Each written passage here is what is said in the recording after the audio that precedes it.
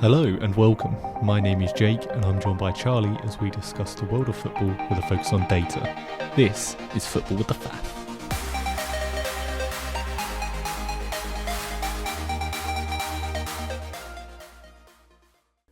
Right, hello and welcome back. We've just witnessed the seventh week of Premier League football. How's it gone for you, Charlie? I fell asleep through most of the United game, which I think most people could share in common. But yeah, not a particularly interesting week of football, if I'm honest. It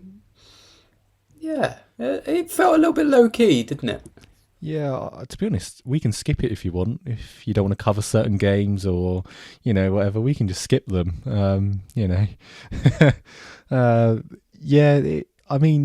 There was obviously a cracker of a game on Saturday, 3:00.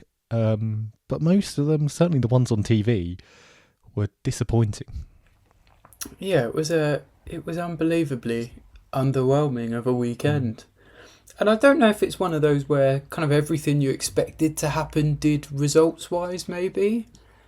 For the most part, but there was just no real, I don't know, it just felt very low-key, didn't it? I don't know how else to describe it. Yeah, well, speaking of low-key, let's start with a low scoreline, and that is Palace 0, Liverpool 1. A fairly tight affair where Palace could have definitely got a point. What did you make of it? Yeah, I felt Liverpool were in control for most of it. Alisson getting injured is obviously a big thing. Yeah. But yeah, I mean, to go away to Palace, have 68% of the ball they had, they just look comfortable. I think it kind of epitomised Liverpool under Slot, where you have Klopp, which was very heavy metal, if you like, especially at the start, emotional, built on kind of real moments of quality. It's all looking a lot more kind of autonomous. Is that maybe the word? They all know where each other is. They know the system. I think it's really impressive how quick they've just got into it. There's been no bedding in period. Obviously, it was disappointing against Forest, but overall, I think they've been very impressive.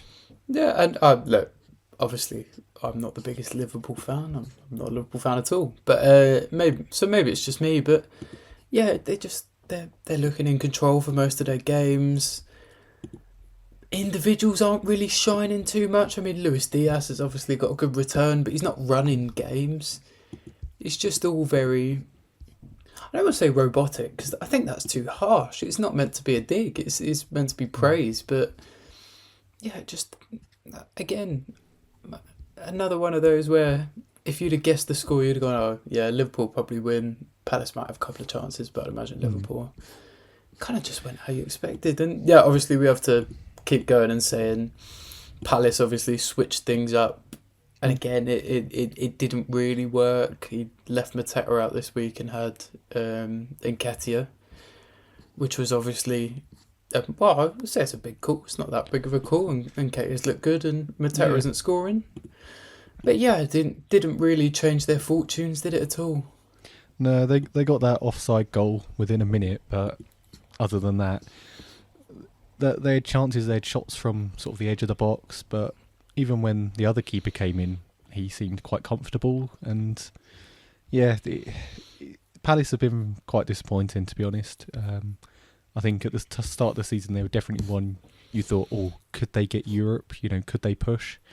We've said before about missing Elise, but there's enough of that core team still there to do better than how they've been playing. Yeah, no, absolutely. As you said, kind of echo that. Underwhelmed with Palace, and Liverpool just look in control of most of the things they do at the moment. And yeah, kind of exactly how I expected the weekend to kick off, if I'm honest. And I think most people were in that boat too. Yep. Okay, so now let's move on to the Emirates, where a scare was on the cards. Southampton took the lead with a lovely goal from Cameron Archer. Spurs might go for him now. But ultimately, Arsenal just came too strong. Yeah, it was a strange, a little bit closer than I thought it would. Yeah, Arsenal were looking in control for a lot of it, but Southampton, I think, showed glimpses. I think obviously it's easy to say you've just lost against a good team and you've given a good account of yourself and walk out and say there were positives, but I really did think there were. Obviously, yeah, I thought Cameron Archer took his goal well, but other than that, they didn't create too much. Kind of story of Southampton's season, and they were done by a bit of quality from Arsenal. And from Arsenal's point of view, they rotated their squad enormously, and it paid off. They didn't drop any points because of it.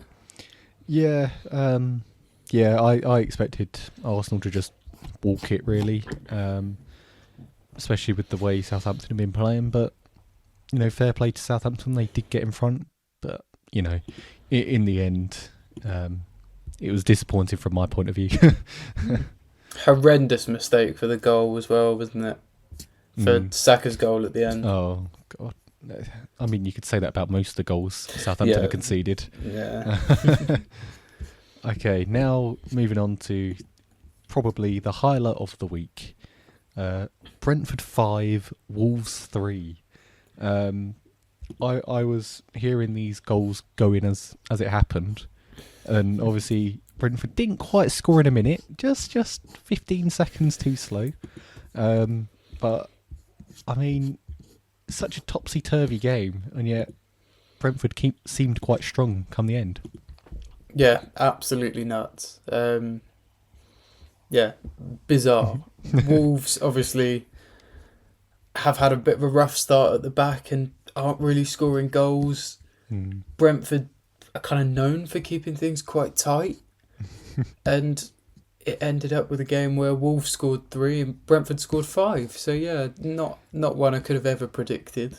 No, and I think something else incredible is that there were 8 different goal scorers, 3 of which were defenders. So. Well, there you go. Yeah. Yeah, truly a crazy game. I think one thing that I noticed, so for instance, Brentford scored in the second minute, 4 minutes in, Wolves have equalised, so very quick. And then you look at Wolves getting their second on 26 minutes, but Brentford retaking the lead 2 minutes later again. So there was a lot of times where one team would grab a goal, and then suddenly the other side would just say, "Oh, hello, we're still here, and we're going to score." Even at the end of the match, Fabio Carvalho taps one in, and 5-2. You're thinking, okay, this is just going to be a stroll to the end now. But Nori pops up 3 minutes later with another consolation. I don't know what was going through players' heads. Maybe a bit of overconfidence or something, but that they just seemed. I mean, look, there's that saying that you're at your most vulnerable after you've scored. But yeah, it was just mad how it was like, okay, they've got back in it, or they've retaken the lead. Oh, they've thrown that away. Great. Yeah, truly incredible game. I mean, 6 goals at halftime. You're always going to enjoy that. But yeah, I don't see those two having a game like that in the future anytime soon. I mean, the way the Wolves are going, it has heaped a bit of pressure on Gary O'Neill as well. One of the things I saw was the Wolves centre forward Strand Larsen. I just had to Google how big he was because I remember seeing this on the weekend, having a look through. He was involved in 13 aerial duels and lost 10. Wow. So it's and that's obviously the most of the weekend for anyone that's lost any. So I just you're starting to wonder where Wolves' goals were coming from as well. Like I know his goal was an okay finish. Cunha obviously backing up in that number 10 position is going to get a couple. Aït-Nouri's in a bit of a purple patch of form, but there's just no kind of reliable path to goal for Wolves at the moment. No. And if your defence aren't playing well, that can be a really long set of games. And I know they scored 3 times, but you didn't really... it wasn't a 3-goal game for Wolves. I mean, their XG was 1 cumulatively. So it just... Yeah, what worries me more about Wolves than the defence is the goal scoring. Yeah, I think that's always been a problem for Wolves ever since Jimenez got that injury. They've just not been able to find that reliable goal scorer. I don't see any of their current players becoming that, but at the same time, they're not really going to, go too deep in their pockets in January or anything. So that they really do need a turnaround, because they could slip down. It's very much a reality at this point. They can't keep balls out of their goal, and they can't get balls in the opposition's goal, which is the biggest nightmare you can have. So, yeah, I don't know what they're going to do, but fair play to Brentford for being ruthless. I don't see either team scoring as many goals as they did on Saturday, but it's one of those games where you just got to keep riding it out, and hopefully you're on the right end. No, exactly. Okay, so now we're going to move, up the table from Wolves, but to Leicester Bournemouth, where maybe a little bit of a surprise. Maybe Leicester showing a bit of grit and determination that they can stay up. Maybe Bournemouth 1-0. Yeah, I actually think I had 1-0 Leicester, as far as I remember, in the predictions. You did. Yeah, you did. There we go. Yeah, so, I've actually been quite impressed with Leicester, and did worry for them, and obviously we didn't know how bad the points deduction could be, which still kind of seems to be up in the air. But I just had a feeling Leicester would win, and I guess their man at the moment is Buonanotte, isn't it? He seems to be the bright spark. Obviously, early goal at home, and they've held out. That's a sign of a team that's going to stay up, if there is one. So, yeah, hard to be negative at all. I remember you saying on the last weekend, about Bournemouth's kind of poor run of recent that's kind of flying under the radar a little bit. And again, really, really, I know it's away at Leicester, but not a good result for Wolves at all. Bournemouth, to bring Wolves into every debate. Oh, they lost again. I will say for Bournemouth, they hit the post, they hit the bar, they scored an offside goal that was definitely offside. They showed some threat, but certainly not as much as we've seen against Southampton. Obviously, Southampton are just all over the shop, but we know they're capable of more. And yeah, again, it's another one, a bit like Palace. Why is it not clicking? I'd say there's a little bit of a difference with Bournemouth in that I don't think they quite have the individual talent that Palace do. Yeah. I always throw Semenyo's hat in the ring. But yeah, certainly in terms of Evan Nielsen, he hasn't really got going yet. And Kluivert's had a few sparks, but not enough to really say, okay, we need to watch out for them. So yeah, Bournemouth will be interesting to see how they go. It might just be they're having a rough start. I mean, you could say that about a few different teams, because we know they're capable of more. They obviously lost Solanke, but I believe they can do well without him. And yeah, I still expect them to be around mid-table come the end of the season. Yeah, so do I. Yeah, maybe the bottom end of mid-table, but just not quite got going, have they, Bournemouth, yet? No, I don't expect them to be in a relegation battle. That's sort of what I mean by mid-table, comfortable, but, not really getting into the top half. That said, I mean, they've got to start picking up, because their next two games are Arsenal at home and City away, I believe. And then I'm not sure who they have after that. But so you'd imagine they're going to be another couple of games where they're not going to pick up anything. And you've got to start wondering where those points are going to come from, given Spurs. Well, yeah, probably. I mean, the Spurs is the game after. So, yeah, it's a really tough run for Bournemouth. Yeah. Anyway, we're not going to talk about them yet. Right, who we are going to talk about is Man City and Fulham. I mean, a bit of a scare there as well. Fulham taking the lead. What an absolutely incredible assist by Jimenez. I mean, Oh yeah, back oh, heel, wow, like cross yeah. chip, whatever you want to call it. I mean, I don't think anyone saw that coming. No, that was absolutely outrageous. Yeah, yeah, honestly Um, unbelievable. and then obviously Fulham had a chance to double their lead, but hit the bar. And against City, those are the chances you have to take because they will find a way to get through. Kovacic popping up with 2 goals. First one, deflected, but fair play to him. You've got to be determined. You've got to believe that you can score, and you just got to take the shot sometimes. Obviously, Doku makes it 3-1, and then my man Muniz getting off the mark, first of many. But yeah, I think Fulham will probably kick themselves for the chances they had at the Etihad. That's a bit weird to say. But How about I mean, Carl it's City. Walker getting done for pace as Yeah. well? Yeah, He's finished. yeah. I mean, Someone faster than him. I honestly, I watched it and I couldn't believe that was Carl Walker. I had to, Mm. I had to rewind match of the day. Yeah. Yeah, it was that is a worry for him. And obviously the other one, I know I'm trying to pile on as much doom and gloom about City as I can.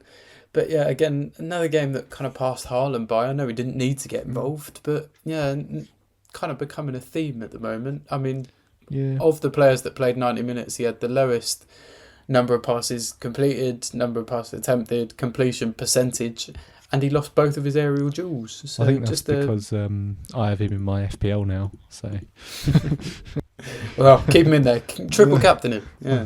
no, I'm going to get tons of Arsenal players. But yeah, just passing him by. But again, not really a game he needed to get involved in, really. Doku scored a No. screamer, so did Kovacic. Yeah. It was, It's, another running theme of City just being able to kind of coast through these types of games with players like Haaland and like Foden, obviously Silver the boy is and injured. stuff. Yeah, just the games that kind of passed those players by, and Kovacic scored twice and Doku scored a screamer. Mm. Yeah, it's horrible to play against them because even if someone's having a bad game, they'll just bring another world-class talent on, and it's like, oh, great, cool. Speaking of world-class talent, oh wait, no, we're not. West Ham Ipswich.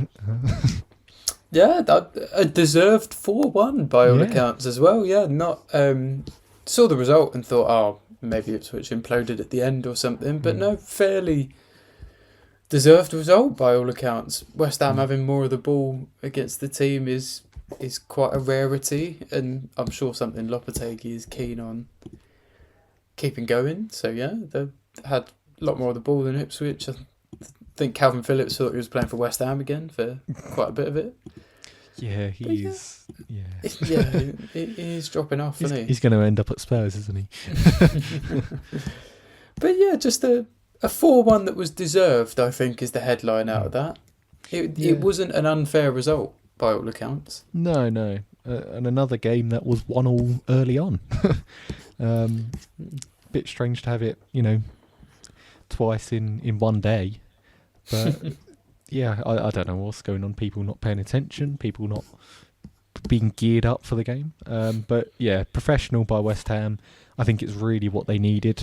Oh yeah, absolutely. I thought Ipswich could have taken something and it would just cement West Ham further down. But you know what? 4-1, they're probably frustrated that it's the international break now. Yeah, just as they get some momentum going. Yeah, but hey, that's a good 3 points and 3 goal difference, and we'll see where that takes them. So the final game on Saturday was a 0-0 goalless draw between Everton and Newcastle, but I thought it had a bit to it, Yeah, not really a result that helps either of them, if I'm honest. Low key, as you said, there were, of the 21 shots, there were 3 on target. obviously one of those being the penalty. Newcastle had 67% of the ball, which again is strange for Newcastle, but obviously they're against Everton. Yeah, highlight of the game was obviously the penalty that Gordon missed. There really wasn't a lot more to it. What I would like to ask you is, everyone was up in arms about how Calvert-Lewin should have had a penalty. If you remember. Yes, yeah. I actually didn't. I thought that would have been a bit soft. Yeah. Don't get me wrong, can see him give him, but if the ref's not going to give it on the pitch, VAR's not. But take all of that out. Yeah, would you have liked to have seen No. it been a penalty or not? No. And I'm with you. Everyone was up in arms about it. I watched it back. I really didn't think it was a penalty. No, and I thought Everton did have some other chances that, Newcastle, although they're fairly far up the table, they're another team that I haven't felt have got going. They've been getting points, but they're not at their peak yet. Yeah, no, I totally agree. And it's an interesting one with Newcastle. Yeah, not really happy up there, but I'm just not quite sure what to think. Another kind of Bournemouth situation of, I'm sure they will get to about where I expect them to get to by the end of the season, and that is kind of knocking on the door of the fight for Europe for Newcastle, obviously. But just I'm not really seen anything this year or this season to kind of inspire me about Newcastle as of yet. Yeah, I don't know they've lost Isak for these few weeks, but even with him, they weren't their usual selves. No, absolutely. Yeah, I totally agree. Yeah, I mean, look, sometimes you need to get points when you're not playing well, and they have done that to a decent degree, enough to still keep them in and around the places they want to be. And obviously it is still early, so it would be interesting to see who does push on, sort of going towards the winter and where it becomes a lot more congested. Yeah, and I think Everton are another one to look out for. It was a bit negative again.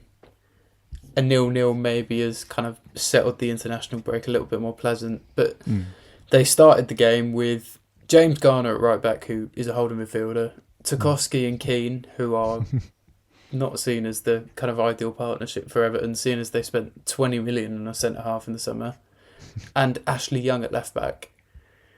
And it's stuff like that. I mean, Doucouré started in holding midfield, who obviously has been out for a while.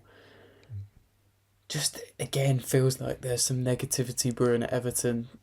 But then you look at the players that they do have. Dwight McNeil, Illiman and Jai I love. Calvert-Lewin up front. Obviously, if Calvert-Lewin's scoring goals, that's fantastic for him. Yeah. And then, like Jake O'Brien was the lad they've signed that hasn't really got a look in yet. They had the young lad from Everton who had a really good start to the season. There's a little bit to be excited about, but again, I'm just in that situation where I just don't expect Everton to go down, no matter how bad they are. Yeah. They've been dancing with it for so long that it feels like they're just going to stay up. They're going to find a way, even if it is late on. But I'm starting to feel more and more confident that'll be confirmed earlier and earlier. So maybe that is progress. I don't know. Well, there's been teams that have been more disappointing than expected, such as Wolves, and it just gives them a little bit of breathing room. They've been getting points. Okay, it's a point, but it's a point more than maybe people expected. So, you can build on that, and hopefully for them, they can continue it after the break. Yeah, no, absolutely. Now we move on to Sunday with one of the greatest game. Oh wait, no, it's not one of the greatest games. It's Aston Villa 0, Man United 0. Take it away. Yeah, a dreadful game. And that's all. Yeah. I thought Bruno hitting the bar was exciting, and Anthony could have scored the follow up, and obviously they had the chance with Philogene at the end. Yeah. Other than that, and even still, they were both half chances. If we're being honest, it was a really, really poor game. Yeah. And I think Villa will probably walk away the disappointed, and we'll have to walk away the happier. A point away at Villa, not conceding, and obviously huge shout out to man of the match, Johnny Evans. Yeah, fair play to him. In a dreadful, dreadful game, I thought he was brilliant. Yeah, and maybe that says all you need to know about the game, that Johnny Evans was man of the match and noticeably the best player on the pitch. But yeah, it was terrible. And not just from us. Obviously, I'm very critical of Man United, but I was really underwhelmed by Villa. Yeah, I was almost going mad watching that game. I was just getting more and more frustrated at your play, at Villa's play. For me, I didn't feel like Philogene did much, and I was a bit surprised to see Bailey taken off instead, because Bailey was at least causing a bit of trouble, whereas Philogene just wasn't really getting enough of the ball at all. And yeah, is it a question of should Duran start? Should he come on sooner? But it was the most frustrating I've watched Villa in a long time, because they just didn't seem to know what to do. Yeah, I totally agree. I was I predicted, I think, 3 or 4-0 Villa.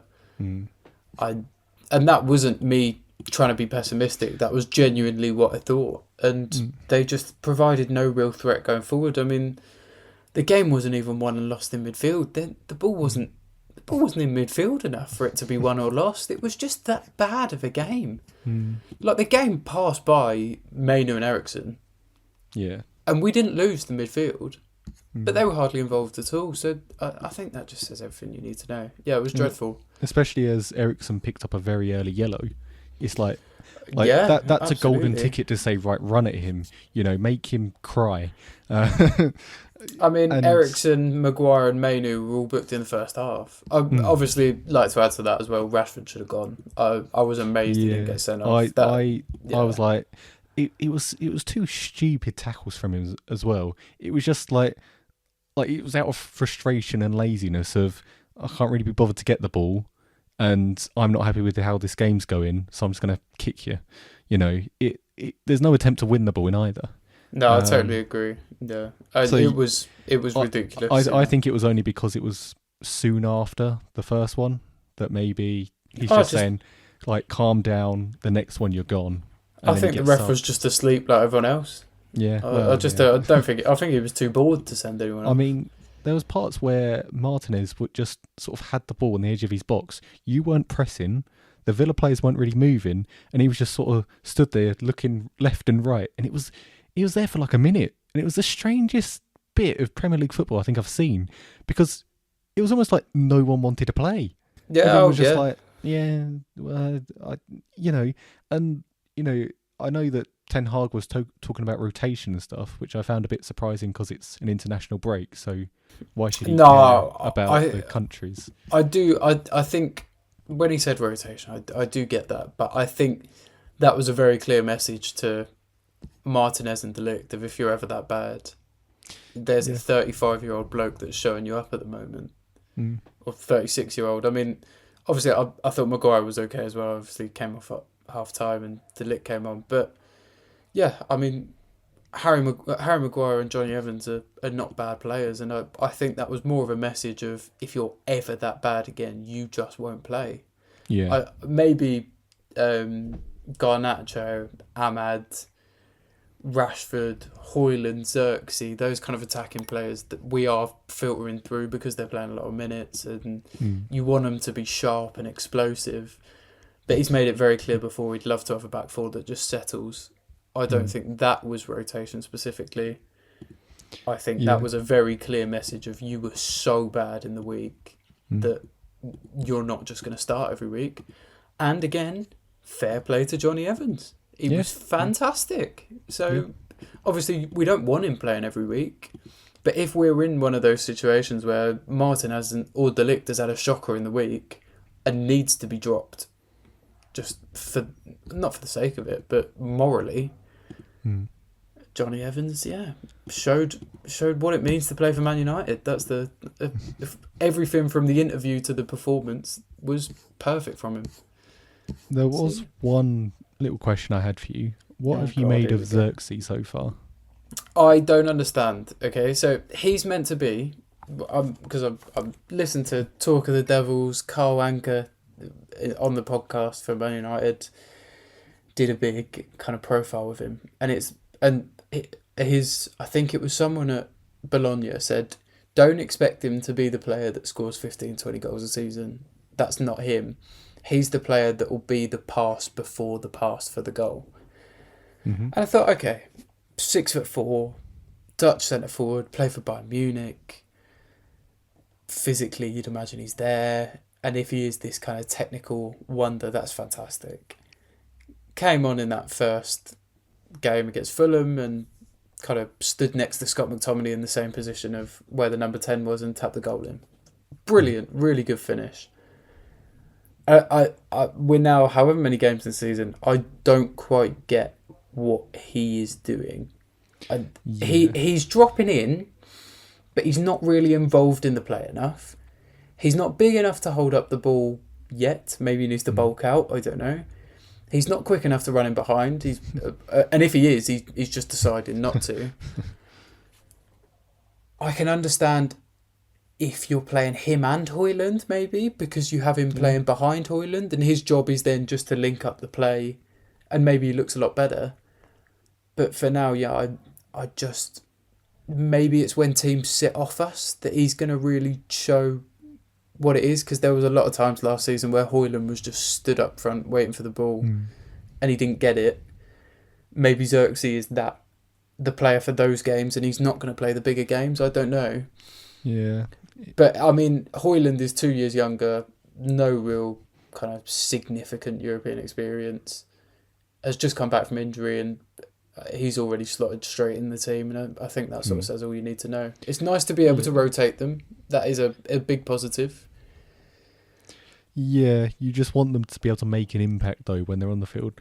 Because even Højlund, even when he doesn't score, you can still see he's getting about a bit. Yeah. You know, as whereas Xerxes, it just seemed like the game was passing by him. He just almost looked like a kid, you know, just, oh, hello, I'm on the pitch. I'm playing a game. He strikes me as the type of player that, again, we're going to need to have a lot of the ball for him to ever be relevant. And that's just not us at the moment. No, not at all. But yeah, I'm reserving judgment because there is no way they signed him and thought he was going to be our centre forward. Because you've bought Højlund for a ridiculous amount of money. You're not just going to waste 30 million in a time where FFP is so tight on just someone to back up Højlund. Yeah. The idea must be that he is a very different player to Højlund. He will be the sub, or Højlund will be the sub, or whatever we want to do, but they will suit different circumstances for games. And my assumption is, as the season gets longer and there are games maybe against teams where we should be dominating the ball, that's the kind of game Xerxes will start, because he will drop in and he's a bit of a better ball player, and we won't have a situation where we have someone just not involved in the game, as Højlund can be. And if for whatever reason we've worn them down for 60 minutes and haven't scored, then you bring Højlund on as a battering ram for the last 30 minutes.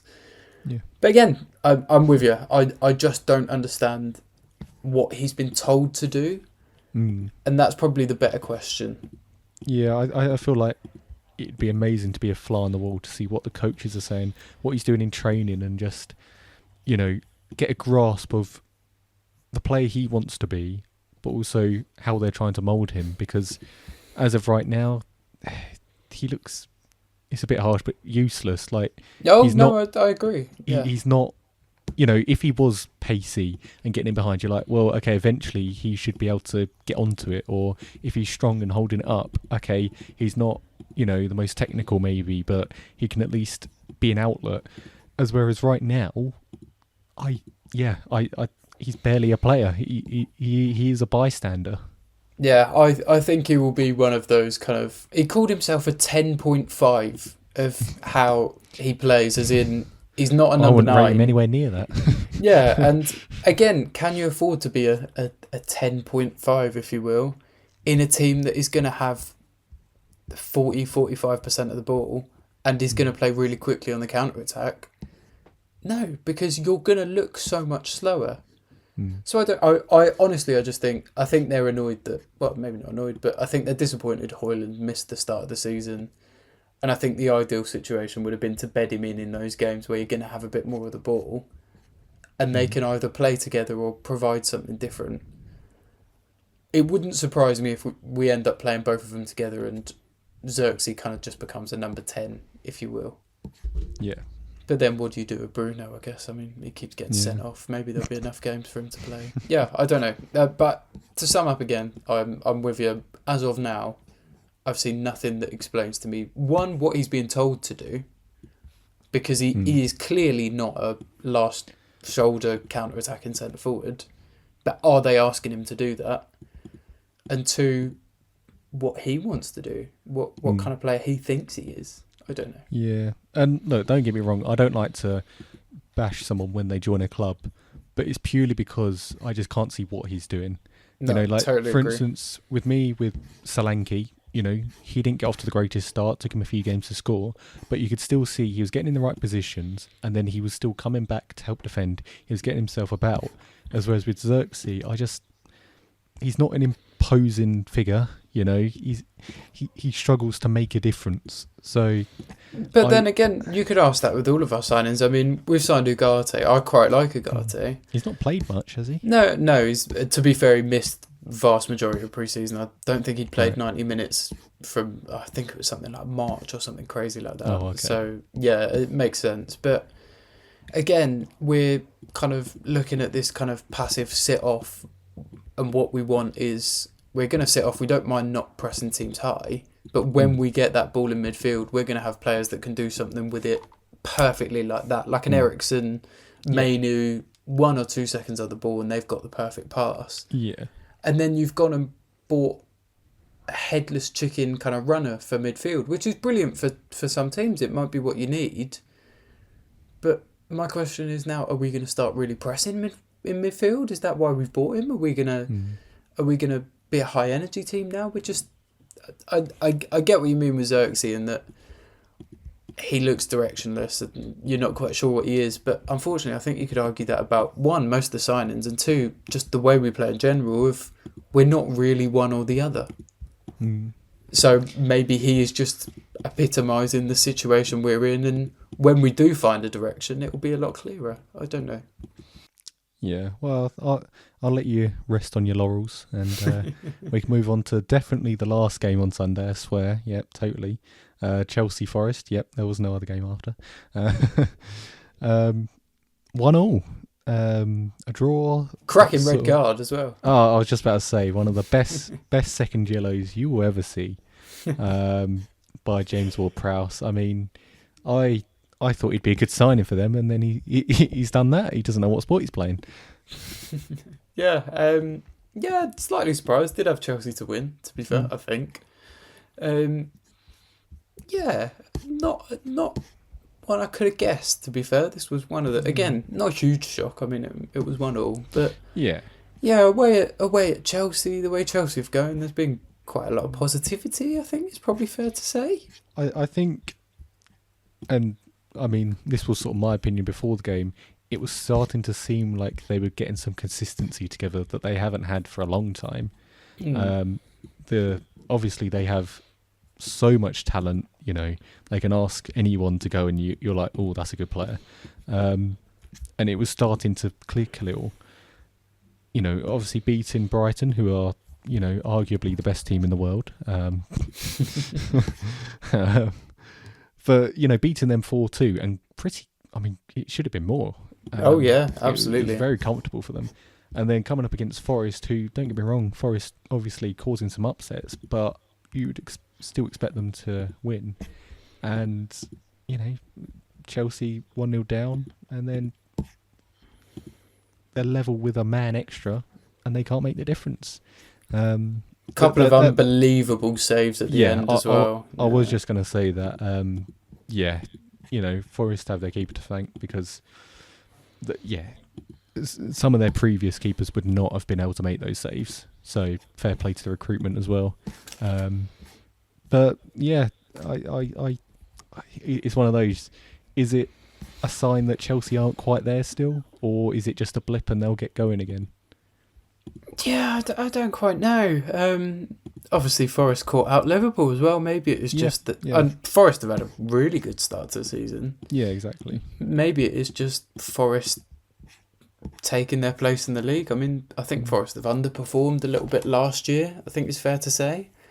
Yeah. Obviously, the year before, adapting to the Premier League's tough, and they signed like 900 players. Yeah, you give them a free year. As long as you stay up, that's a good season. Yeah, but I think last year, I think it's fair to say they underwhelmed a little bit.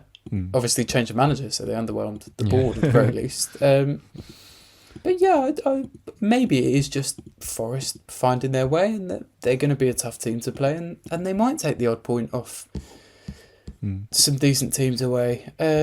Again, always good to have your centre forward scoring. Always like to see that for Forest. Chris Wood getting a goal. But yeah, not one I predicted, but I wouldn't say it was a massive shock, I don't think. No. I saw the updates during your game, and it made me wonder why we had to watch your game. But yeah, I was like, oh, Forest 1-0 up, and then Chelsea equalised, and I sort of was like, oh, here they go, probably Cole Palmer hat-trick again or something. But yeah, I'll say fair play to Forest, because, a lot of people don't really give them credit, and sometimes they do stumble across the finish line, but they have been playing well. They've beaten Liverpool, they held Brighton, they've held Chelsea now. They've had a good start to the season. Obviously, the red cards they've been getting aren't great, but at the minute it hasn't hindered them.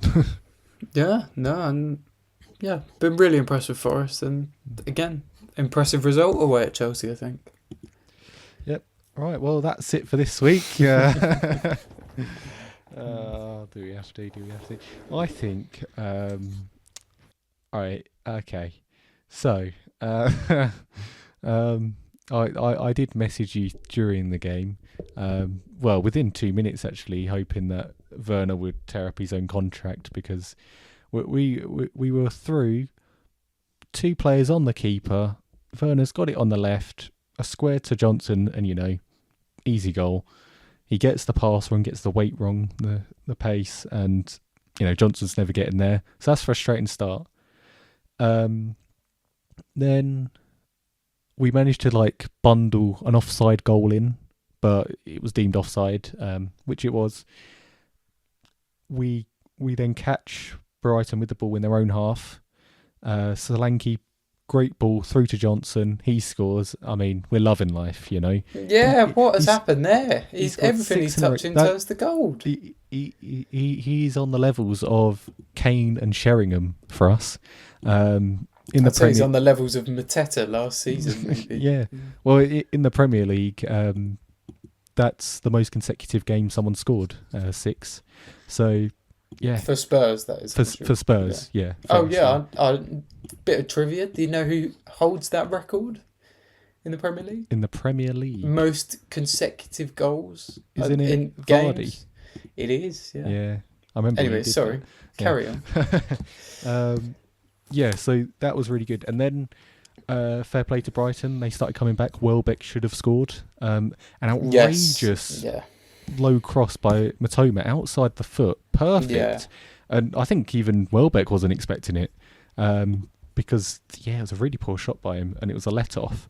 And then we scored when under pressure, and it was a really nice goal. It was from the back, from the keeper, playing through them. Solanke involved again. Lovely ball out to Werner, and then obviously Maddison gets lucky that the keeper spills it. But usually a really important goal, when you grab that goal when the other team are trying to come back, it can kill them. Unfortunately, it's Tottenham. And at half time I was so tempted to message you, we're going to do an Everton, because I don't know, whenever Spurs take the lead or something, I just get a bad feeling, because we're so good at throwing things away. We can't have anything good, we've got to snatch something at the end, then I'll be happy, because I've been hurt too many times. But yeah, they got an early goal, a calamity at the back. I mean, I think Van der Ven gets a slight touch, and then Udogie is all thrown off trying to clear it, and Minter just strokes it into the corner. Second goal, Yeah, the defending's not good enough. I think Bentancur needs to be slightly further back. And yeah, Ruta scores. And then, I mean, the third goal was abysmal. Adogi, well, to be fair, Adogi gets the ball, but then he lets Ruta keep running. Bentancur half goes for a challenge, but doesn't actually make a challenge. He's more just trying to see the ball out. And then Welbeck's open in the middle. I mean, I don't know. Everyone just switched off. Everyone just gave up. It was... I'm sick and tired of it. It was really interesting, actually, in the studio when, at the end of it, Berbatov said, I don't think it was tactical. It looked like they just imploded. And whoever was in the studio with him, was it Les Ferdinand? I can't remember. Yeah. He went, no, the professional teams, that I don't see that. I don't think that's what it was. And then Herzler came out and gave his interview and went, yeah, at half-time I told him it wasn't about tactics now. Just want it more. Yeah. You're 2-0 down. Don't do anything different. Just push. And they brought a stupid... He said, we'll bring a Stupinian on and try and bring him a little bit more forwards. But he said, we didn't tweak anyone else. We just told them to focus and up their game. Welbeck came out and said, yeah, it wasn't tactical. We just upped it. Postecoglou came out and said, yeah, maybe we did just thought we'd won it. And Madison came out and went, yeah, we just imploded in the second half. Yeah. If that many people are seeing that and saying that, I mean, you're a top, well, you're a Champions League team. That can't be happening. Europa League. That in the Premier, well, yeah, you with the fifth place.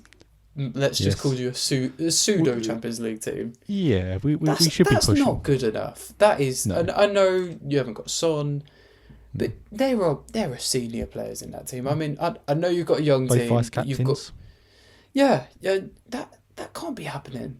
And I was in shock because I was like Les Ferdinand. I was thinking when Berbatov said that, I thought, nah, Herzler must have come out and come up with his perfect plan that none of us have seen, and he's just overloaded certain parts of the pitch that they didn't in the first half, and there was something behind it. And it literally everyone on both teams just seemed to accept that Brighton wanted it more. That's not okay. I think you see as well, you know, as I mentioned, Brighton had their chances in the first half, and you'll have space in behind Porro. So Matoma, I mean, you know, we know what he's capable of.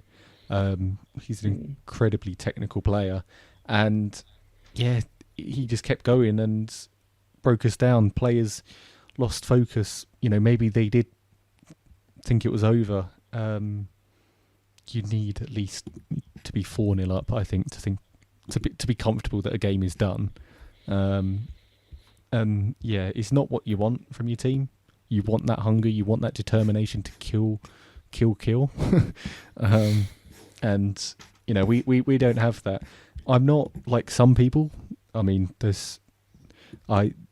whenever Spurs lose, I just have to stop going on Twitter and stuff because it's all Ange out, this player out, we're a championship side, you know, it's pathetic. But I'm not worried about it.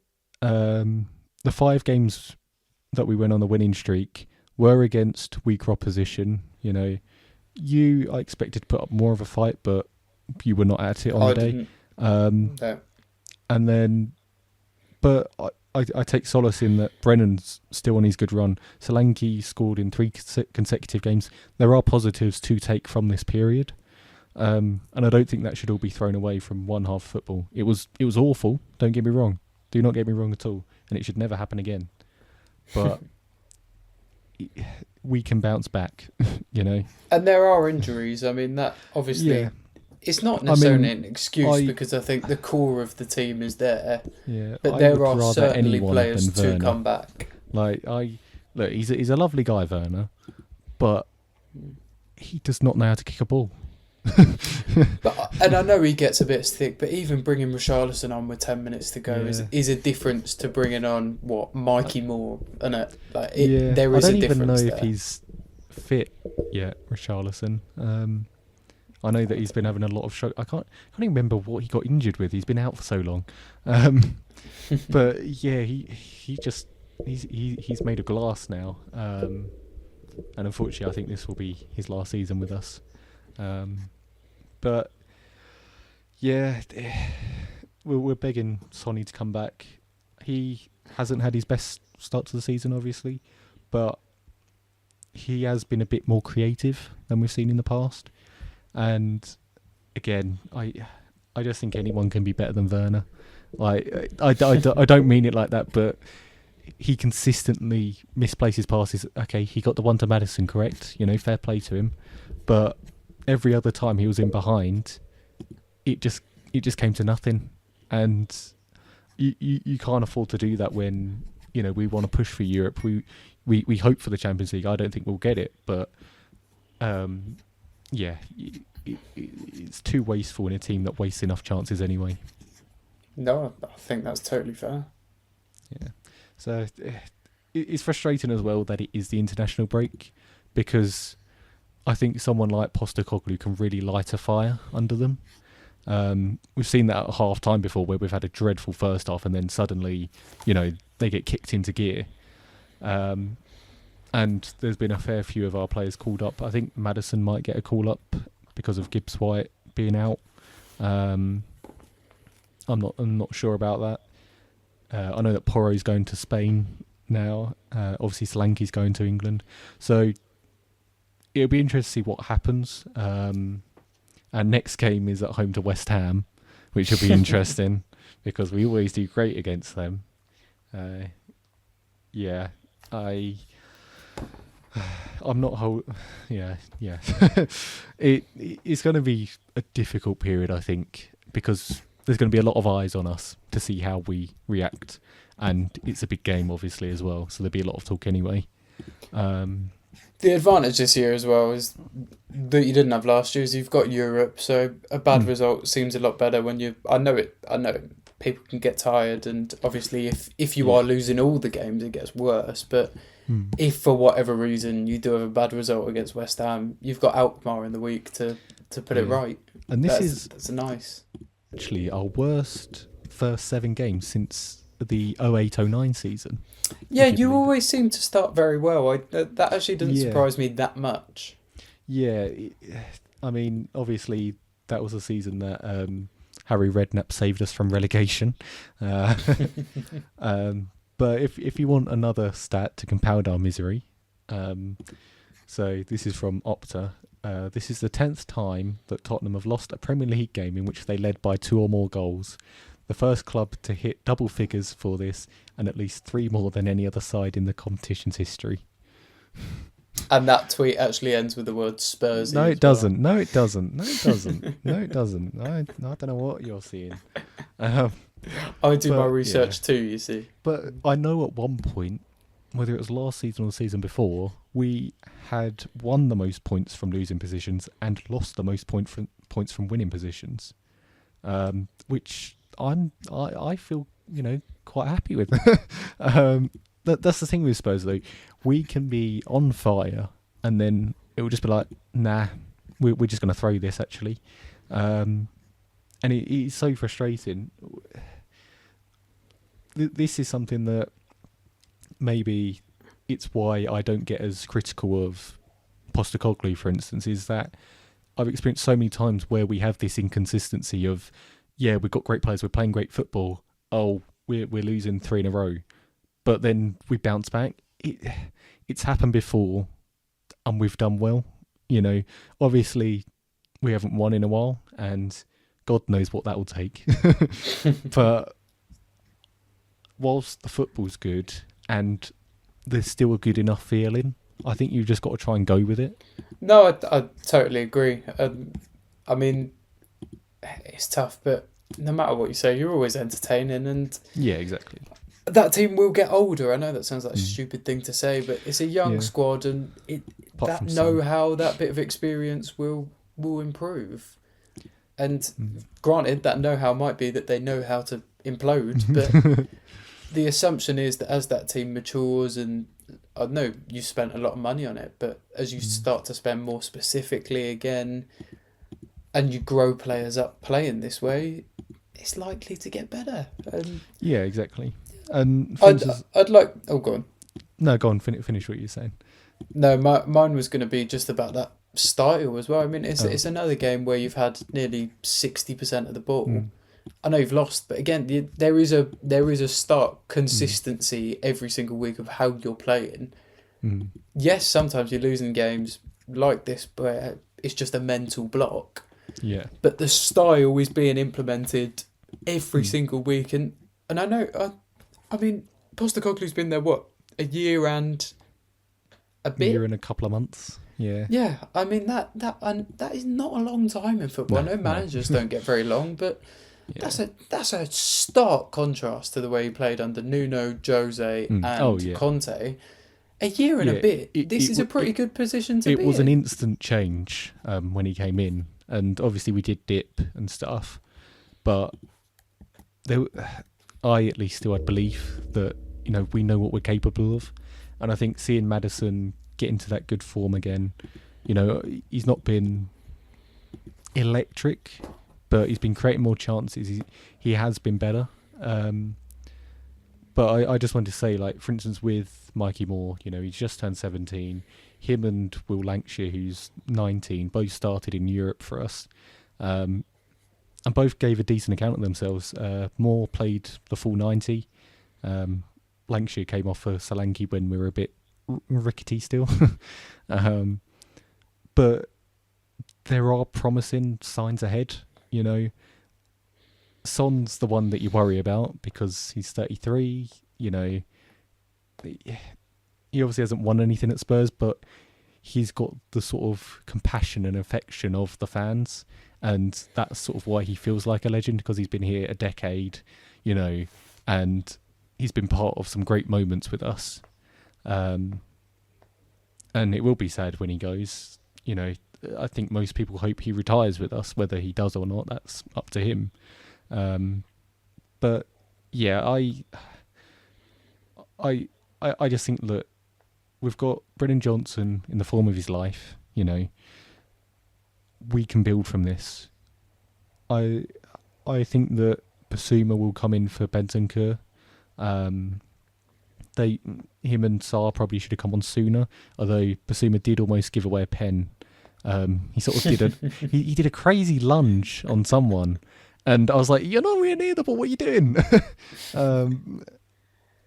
Yeah, but I think that Basuma will be that holding midfielder in Europe. And I know we were playing Ferencvaros, but the confidence he had, like getting out of tight space, it was insane.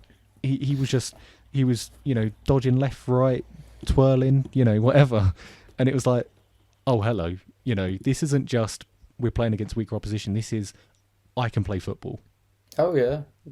And one bit of news that did come out today is that Ryan Mason is in talks for the Anderlecht job. Yeah, I saw that. And I'm trying to think. I think they had a gamble on a manager a little while ago as well. I think they went for Mark van Bommel, Anderlecht, recently. Scott Parker went to, I think he was Bruges as far as I remember. Yeah, he was Bruges. Yeah, so but Belgian league seems to be a league that's taken. Vincent Kompany was obviously manager at Anderlecht. So it's certainly a league where young managers are taking. Yeah, no, it wasn't. Still playing at Anderlecht. Yeah, well, it wasn't Mark van Bommel either. It was right. It was Kompany and a bloke called Simon Davies, who I can't say I know a lot about. Yeah, so the kind of Belgian league is certainly a place where is it Anderlecht? Is it Anderlecht he's meant to be going to? From what I saw, it was. But there's every chance journalists get things wrong. No, it is Anderlecht. Yeah, it's a division that has given quite a few managers their first significant job as a manager, so maybe it's a good place for him. I don't know. Yeah, I mean, well, he's currently our attacking set piece coach, and that's not going great. So, yeah, I can see him as a manager, to be honest. He's still young, obviously. He's still in his 30s, so yeah, I hope all the best for him. And there's every chance that when Ange goes leave, he says, please come back. We need someone to hold us for the rest of the season. But hopefully that's not for a while. It'd be interesting to see what happens if he does go. If there is a bit of a shake-up with our coaches, if we bring someone in who's a bit of an expert in set pieces, because attacking and defending, we are just not at it. But yeah, well, there you go. That is the summary of the weekend. Player of the week and team of the week. That's a difficult one because there's been a lot of close games. I'm going to go early with team of the week, and I'm not going to give it to Brentford because I think they conceded 3 goals, and I think they'll be disappointed. They did concede 3 goals. You are correct. Yeah. I'm going to go West Ham for a well-deserved 4-1, which is rare to see. Yep, that is a very good point. I've not thought of my player of the week, so why don't you pick your team of the week while I'm thinking of that? Right, just because I don't want to go for Brentford, they didn't really feel too in control of that game, so I'm going to go for Liverpool because although it was only 1-0, it was a lovely goal they scored, very clinical, and losing Alisson whilst they were under some heat from Palace, I thought, this might be the moment that they crumble or something, but the other keeper, I can't remember his name, but he came in, did very well. I think it was his first game in England since he played for Stockport 2 years ago, I think I saw. So, he's obviously not too used to this. I'd rather play for Stockport. He's not too used to this level, but he came in well. He rushed out when he needed to. I just thought it shows Liverpool's professionalism. Viteslav Jaros is his name. He made 14 appearances for Sturm Graz last year in the Austrian Bundesliga. Year before, 11 for Stockport. Year before, 15 for Notts County. There you go. And that was his first senior appearance for Liverpool. I think it's one of those things where if Kelleher comes in, you're like, oh, they'll be all right. But because it's an unknown, it's very interesting. Who was your player of the week? Yeah, I'm going to go biased, but I'm going to go with Johnny Evans. Oh, yeah. I think he was fantastic. Yeah. Who are you going to go with? It's so tough, you see.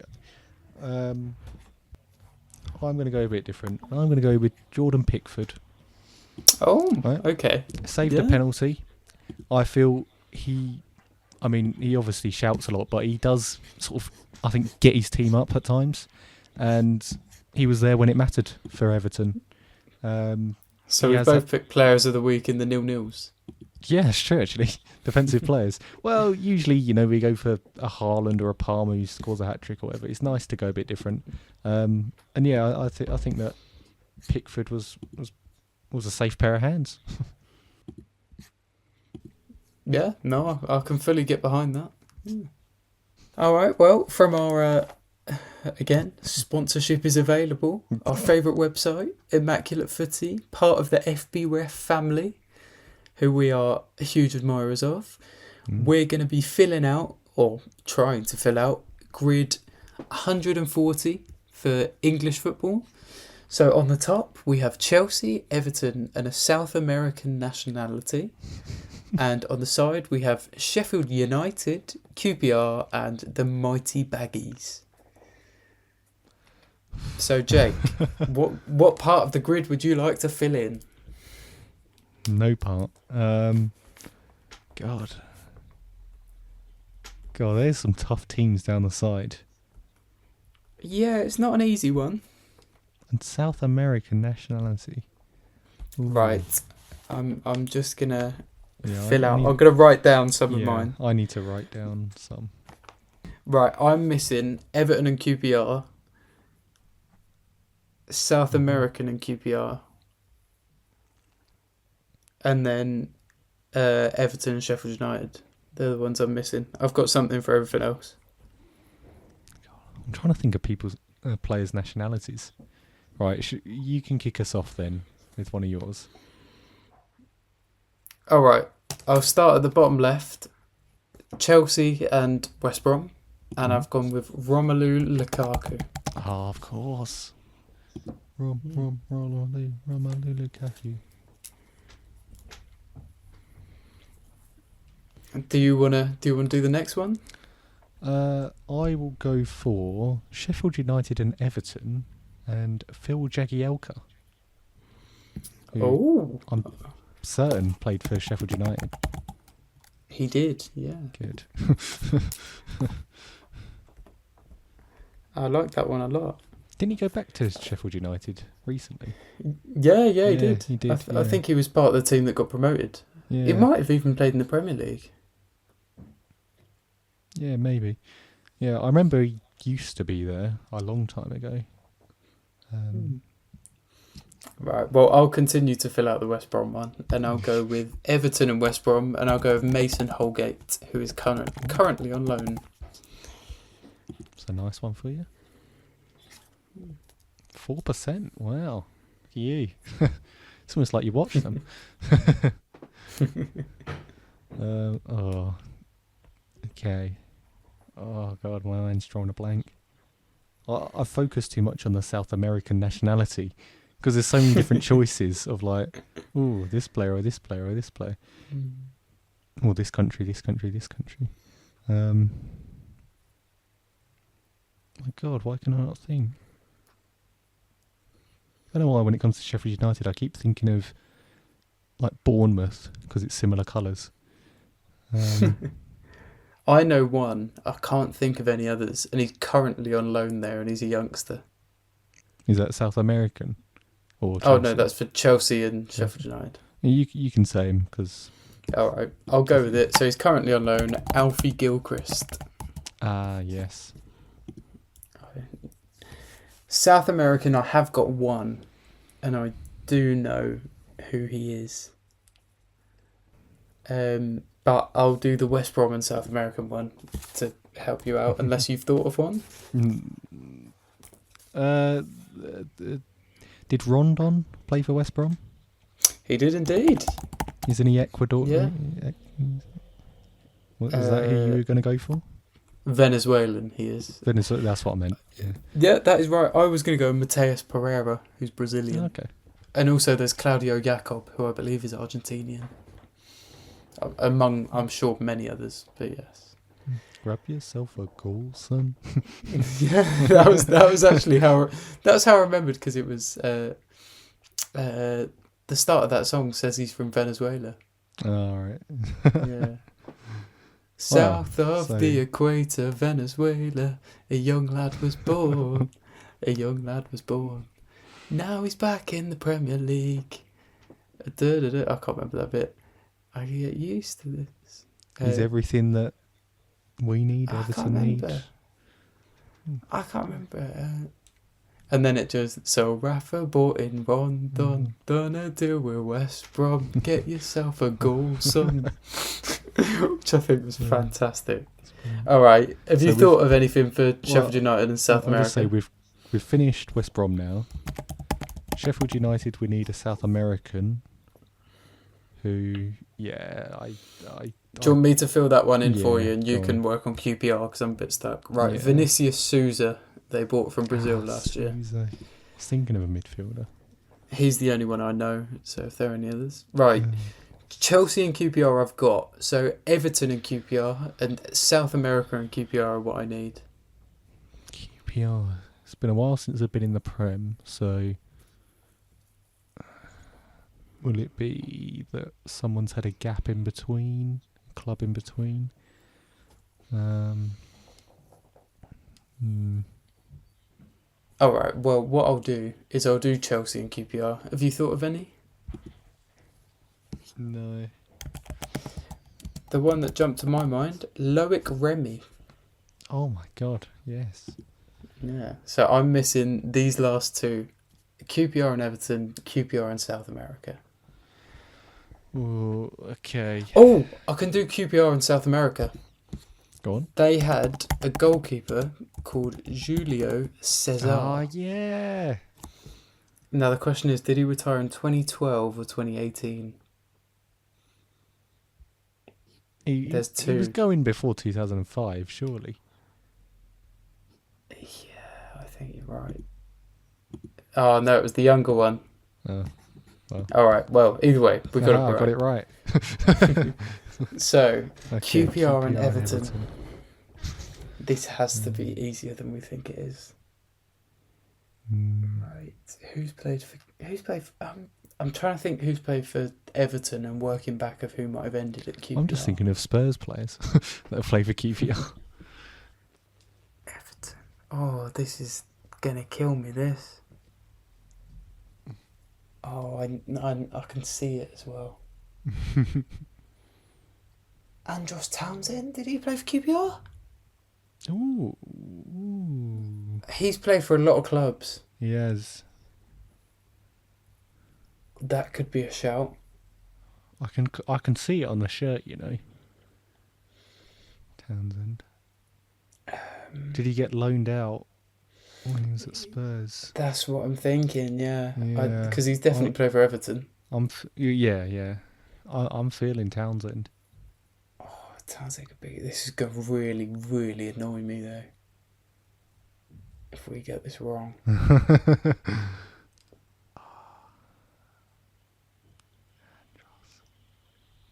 The more I think of it, the more I'm like, yeah, but I don't know if that's just my brain going, yeah, sure.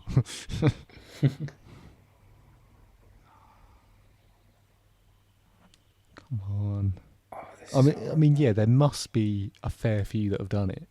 Oh, yeah, I think there's got to be loads.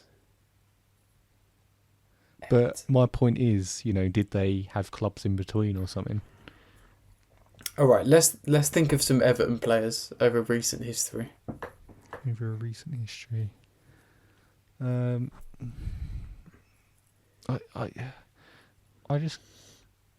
don't think it was a goalkeeper.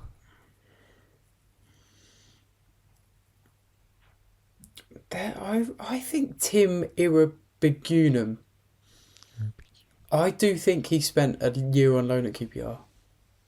If you believe it. But I'm also happy to go with Townsend because I can see that. Yeah, I can see Townsend too. Yeah, I feel like it was when he was young. I can see that. And Spurs have loaned other young players to QPR, so it's not out of the question. Let's have a look. What are you going to go with? Townsend? Yeah. Come on, Andros. Oh! He's done it. Well, yes! Oh my God, right. I'll just look now, and Tim Irabigunum was also right. Oh, well done, mate. Wow. That is... Well, we got two. So Townsend played for Begovic. QPR in 2012. Oh, I should have got Begovic. Yeah, that's poor. Yeah, I knew Tim Irabigunum went on loan. I knew it. There you go. Well, I think we did very well. Yeah. To be honest, Is that the there's not first too one many we've of got those that we 100% on? don't sell it short. I mean, oh my God, there was 32 Everton and Sheffield United players. Wow. It could well be the first one we've got 100% on. I honestly think it was. Well, I think we've done very well there. Yeah. Yeah, really good. Thank you for joining us. A like and a follow is greatly appreciated. And don't forget, you can rate if you're listening on Spotify. This has been Football with the Faff. Goodbye.